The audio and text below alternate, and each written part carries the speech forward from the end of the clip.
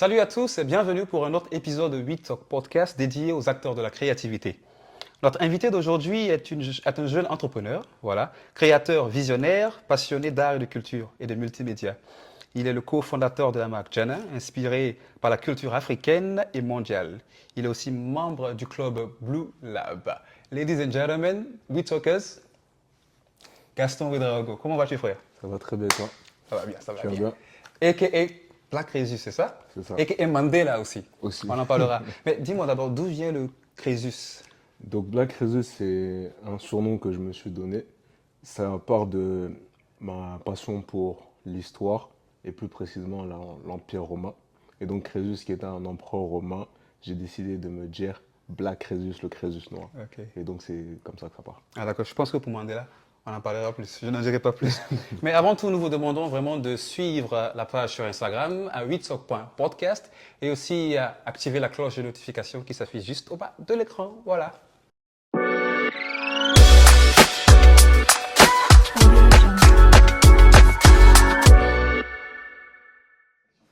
Voilà, dis-moi, quelles ont été tes activités? On a vu que récemment, il y avait un défilé à Abidjan concernant la marque Genet. Voilà, dis-nous un peu au fait. Donc pour faire la chronologie, ouais, on va faire une chronologie inversée du plus récent événement en partant jusqu'au début. Donc les derniers événements, c'est donc depuis l'ouverture de Blue Lab, qui est un concept store, dont tu vas mentionner plus tard. On a fait plusieurs événements, notamment avec Trust in Tribe, salut à Fedo au passage. On a fait des événements avec Dola.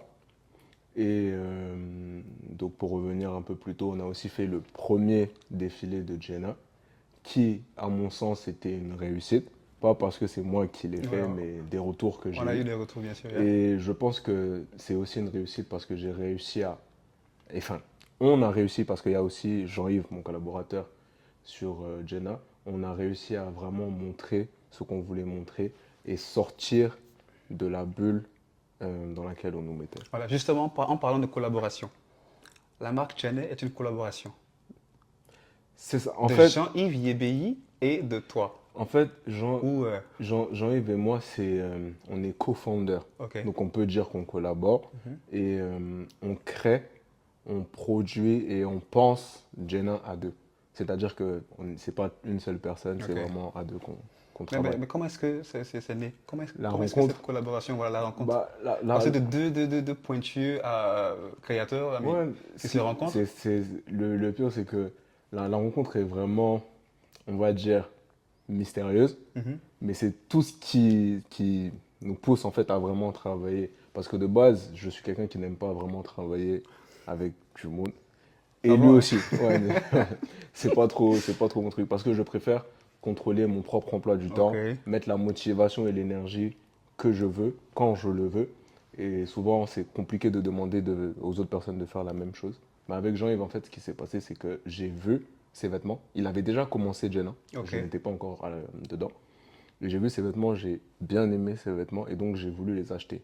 Et la particularité de Jenna, c'est qu'on fait une sorte de bespoke où tu peux nous contacter et on va prendre tes mesures pour faire tes vêtements. Mais Donc, justement, en parlant de particularités de Genet, bon, avec mes recherches, j'ai vu que c'était une streetwear, right? Urban. c'est ça. En fait, on se positionne plus comme du streetwear parce qu'on a tendance à classer les marques en tant que classiques, traditionnelles. Mais pour les marques dites africaines, on les appelle juste marques africaines. Mais nous, en fait, on est vraiment plus positionné dans du streetwear. On pourrait se mettre, pour comparer avec des marques actuelles, pas au niveau de Off-White, mais dans leur catégorie, Ok. en termes de style vestimentaire.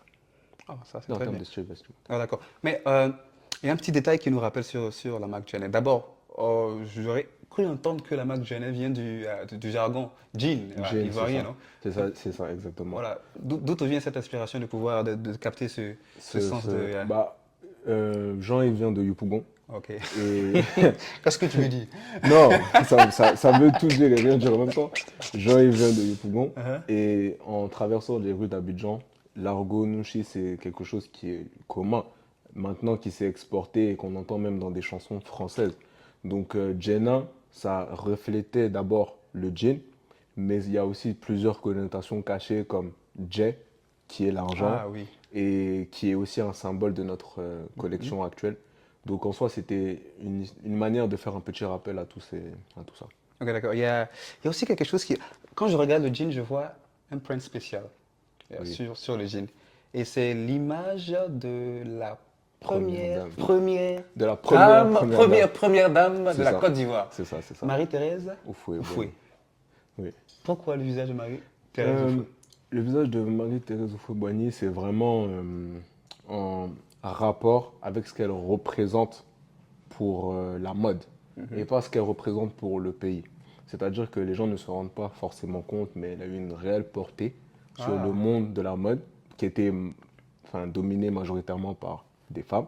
Elle a même fait des couvertures comme le magazine Ebony, qui était un magazine réellement reconnu à l'époque. Je ne sais Oh. pas s'il est toujours d'actualité. Et donc c'était vraiment pour ça qu'on a voulu la mettre en page. Mais aussi, il y avait le facteur temporel parce que ça reflète aussi l'âge d'or ivoirien comme il est dit. Ok. Et donc c'était ce qu'on voulait mettre en avant pour cette première collection. Est-ce que c'est pas une sorte de marketing? Voilà, on a pris le visage de la première dame, donc c'est sûr qu'on aura beaucoup Non, de pas, revenus et tout. Bon. pas forcément, parce qu'au contraire, Ouais. si ça peut même créer des problèmes. On est dans un pays où il y a plusieurs partis politiques. On peut se dire que des gens ne viendront pas acheter parce qu'ils ne sont pas de tel parti politique ou ils ne soutiennent pas. Mais le but n'est pas là. C'est vraiment de prôner quelque chose d'autre. Le marketing vient peut-être du placement, c'est-à-dire produit. réellement mettre plusieurs images et les répéter, que ce soit un article que quand tu vois qui est reconnaissable facilement. Ça, c'était le côté marketing. Ok. Mais le choix de la personne, non. Ah, mais je suppose que la personne est informée et tout et tout. Oui, bien sûr. Comment ça s'est passé le Pour, lien entre voilà, parce que je suppose que pour l'utilisation de l'image, vous avez eu ouais, l'accord on a eu l'accord oui. Et comment ça s'est passé ça après, l'accord? après Donc vous avoir avez fait. utilisé l'image. Oui. En fait, c'est que quand Joël a commencé, Ok.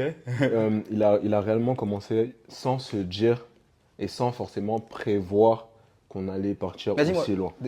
Jean-Yves Yébi, il est baoulé, il est du centre Non, de la Côte d'Ivoire? Il est à Caen. Il est à Caen. Ah bah C'est ça. d'accord, ok, ça. Il y a beaucoup de choses qui se disent au fait, Tu vois. d'accord. Et Parce que je me disais pourquoi ne pas avoir choisi l'image d'une autre dame. Mais je pense que comme tu viens de le dire, il y a une connotation au niveau de la mode aussi, parce que c'est une oui, de dame la qui a mode, fait beaucoup de c'est choses. ça. Voilà. C'est vraiment Donc, ça. ok. Et oui, donc pour revenir sur ce que je disais, Jean, il va commencer à faire les vêtements. Puis ça a pris une ampleur qu'on avait voulu, mais qu'on n'avait pas planifié. C'était pas un peu risqué quand même là. Oui. Mais on a vraiment eu la chance et le soutien de plusieurs personnes, dont des grands frères qui se reconnaîtront en regardant cette Ils ne vidéo. sont pas mentionnés, qu'est-ce que Qui tu ne veux dire? seront, non, qui n'ont pas besoin d'être mentionnés, tu sais. C'est des philanthropistes, ils Ah n'ont ouais, pas ok, besoin. ok. Non, mais qui nous ont aidés, qui ont montré. Et oui, elle est au courant de l'existence de Jenna. Elle est au courant qu'on utilise sa tête. Je pense qu'elle aime bien et elle en est fière. Donc, si je comprends, est-ce que Jenny va rester dans cette dynamique de pouvoir promouvoir certaines images de la Côte d'Ivoire en termes de print? En soi, le but de Jenna et comment on décrit notre marque, c'est que Jenna, c'est un voyage.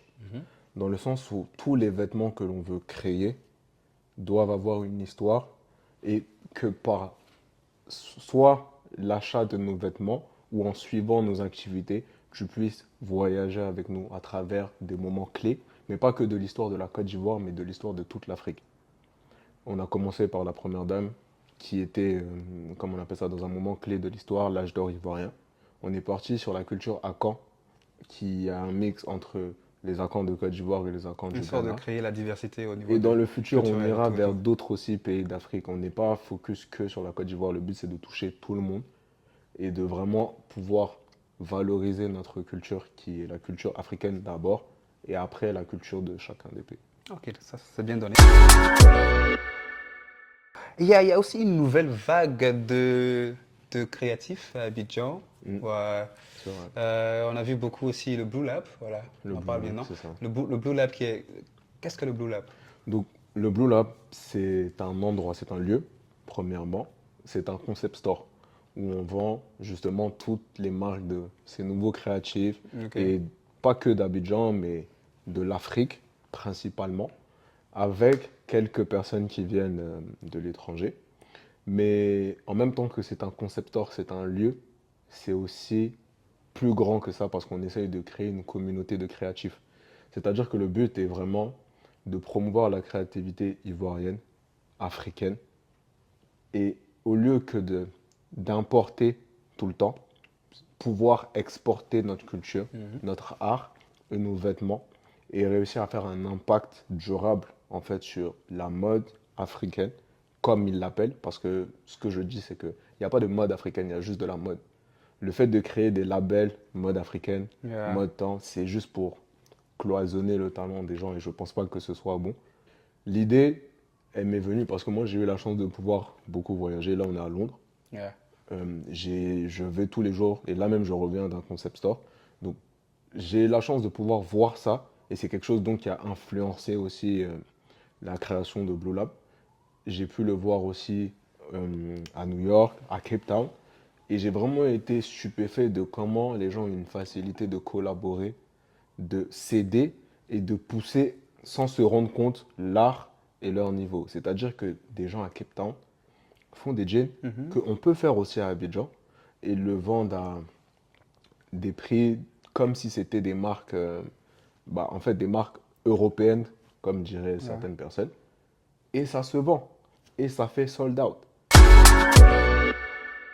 T'as Oui, déjà les retours par rapport au Blue Lab? oui on est sur, ça fait 1 mois et demi qu'on a ouvert. Ouais. En termes déjà de vente, c'était vraiment pas ça. Enfin, je m'attendais à ce que ce soit beaucoup plus slow, mais on a beaucoup vendu. Après, il y a eu la CAN, donc je ne peux pas trop me prononcer sur le niveau vente, mais de la manière dont c'est reçu, les gens qui y vont apprécient. Que penses-tu de l'industrie de la Oui, créativité à à Abidjan? Abidjan. Donc, l'industrie, En toute enfin, franchise. dans le monde même Le de la monde. créativité à Abidjan, c'est un monde quand tu n'es pas prêt et que tu ne sais pas ce que tu veux, c'est compliqué. J'ai réussi à parler du projet Blue Lab, qui était juste un projet florissant.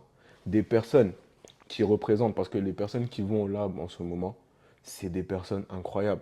Je vais faire beaucoup de shout-out en même temps. On va parler de Young Vas-y, Nushi, vas-y, Yanouchi. Oui, qui est bien un sûr, le fameux super Yanouchi. directeur artistique, qui a fait énormément de clips, une créativité de malade. On a Yannick Conan.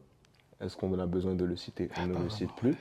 Marie-Céline, qui est devenue directrice artistique chez Abi, qui est un concept store aussi.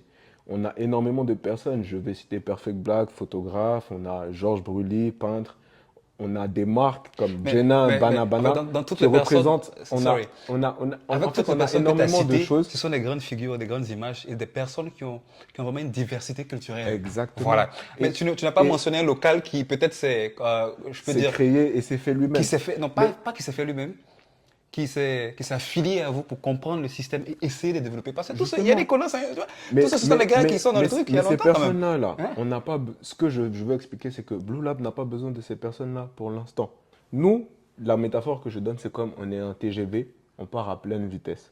On est jeune, on a la. Comme je l'ai dit dans une autre interview, on a faim, on a la dalle, on veut Même les réussir plus riches ont et on veut partir quelque part. On sait ce qu'on veut pour notre mode, pour notre créativité, pour notre art. Et le Blue Lab, il est situé où? Donc il est à Abidjan, dans le quartier de la Rivera Bonuma, Ok. juste à côté de la pharmacie Je me- Saint-Jean-Paul II. Je me- Saint-Jean-Paul II. Ouais, La c'est pharmacie ça. Saint-Jean-Paul II. Saint-Jean-Paul II, c'est ça. En tout cas, c'était un plaisir de t'avoir, hein. Donc, en tant que jeune créatif, quel est le message que tu peux donner aux futurs jeunes créatifs, aux ceux qui ont futurs vraiment jeunes l'envie de créatifs. pouvoir se développer personnellement et puis dans ce niveau-là, à ce niveau plutôt. Je dirais que faut pas hésiter à commencer. Le pire défaut, surtout pour les personnes créatives, c'est la procrastination.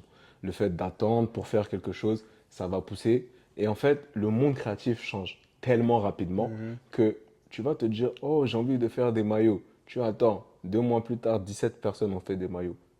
Tu vas vouloir faire ci et tu attends. Et plusieurs Je personnes n'en vont dirai faire pas ça. plus. Et en fait, je pense que faut juste agir. Et si tu ne peux pas encore agir, je reviendrai sur viens au Blue Lab. On va essayer de voir ce qu'on peut faire pour toi. Et on peut toujours t'accompagner. Voilà, je pense que c'est la fin de ce petit talk avec Black Rezus, a.k.a. Mandela. Tu Mandela. peux nous dire un peu de quoi il s'agit? Oh non, c'est bon. C'est beau, c'est beau. Voilà, n'hésitez pas surtout d'activer la cloche de notification qui s'affiche juste au bas de votre écran et nous suivre sur Instagram, wetalk.podcast. Et d'ici là, we talk.